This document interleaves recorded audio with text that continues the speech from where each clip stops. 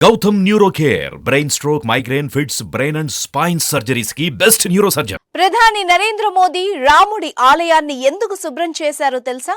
మోదీ ఒక్కరే కాదు, ఇప్పుడు దేశవ్యాప్తంగా ఉన్న రాజకీయ నాయకులు, హిందూ ధర్మాన్ని అనుసరించే వాళ్ళు అనేక మంది ఈ ఆలయాలను శుభ్రం చేస్తున్నారు. ఇలా చేస్తే ఏం లాభం? పబ్లిసిటీ కోసం చేస్తున్నారా, లేదంటే దేవుడి పైన భక్తితో చేస్తున్నారా అంటే దీని వెనుక అనేక కథలున్నాయి.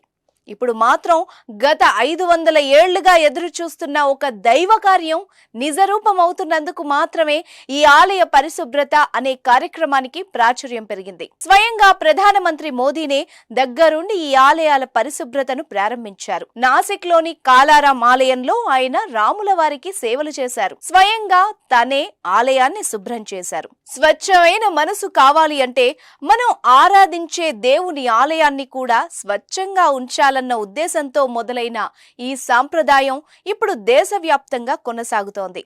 देश के तीर्थ स्थानों की मंदिरों की साफ सफाई करें, स्वच्छता का अभियान चलाएं। परिसर में सफाई करने का सौभाग्य मिला है. అయోధ్యలో రాములోరి విగ్రహ ప్రాణ ప్రతిష్ఠ సందర్భంగా దేశంలోని అన్ని ఆలయాలను పరిశుభ్రంగా ఉంచాలన్న ఈ కార్యక్రమాన్ని బషీర్బాగ్ చౌరస్తాలో ఉన్న కనకదుర్గమ్మ ఆలయంలో కొనసాగించారు కేంద్ర మంత్రి కిషన్ రెడ్డి.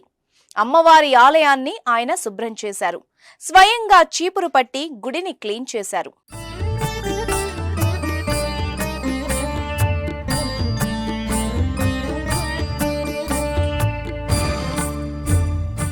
బీజేపీ మాజీ అధ్యక్షుడు ఎంపీ బండి సంజయ్ కూడా కరీంనగర్లోని శ్రీ రాములవారి ఆలయంతో పాటు శివాలయాన్ని శుభ్రం చేశారు.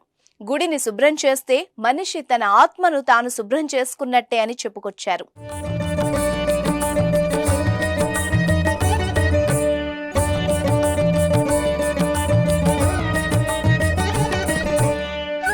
హైదరాబాద్ హస్తినాపురంలోని రామాలయాన్ని బీజేపీ రాష్ట్ర ప్రధాన కార్యదర్శి గుజ్జుల ప్రేమేందర్ రెడ్డి శుభ్రపరిచారు. నిజానికి ఆలయాల సంపూర్ణ పరిశుభ్రత ప్రతి ఏడాది ఒకరోజు నిర్వహిస్తారు.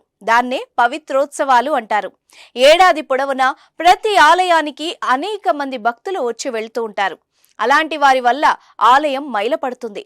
ఆ మైలను తొలగించడానికి పవిత్రోత్సవాలు చేస్తారు. అయితే ఈసారి మాత్రం దేశం మొత్తం ఎదురు చూస్తున్న అయోధ్య రాములవారి విగ్రహ ప్రతిష్ఠ నేపథ్యంలో దేశవ్యాప్తంగా ఆలయాల పరిశుభ్రత కొనసాగుతోంది. స్వయంగా రాజకీయ నాయకులే ఈ వేడుకలో పాల్గొంటున్నారు.